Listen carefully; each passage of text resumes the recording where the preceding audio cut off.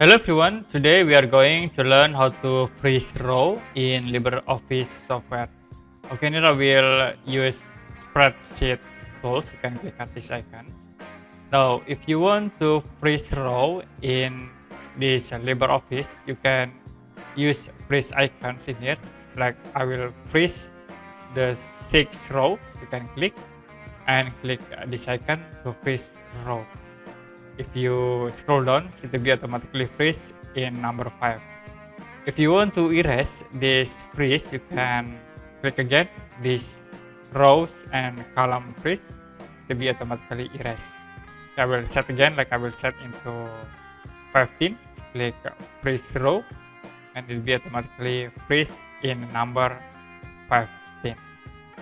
To unfreeze, you can click again this icon. Okay, that's it, how to freeze row in LibreOffice. And if you have any question about this tutorial, you can comment below this video.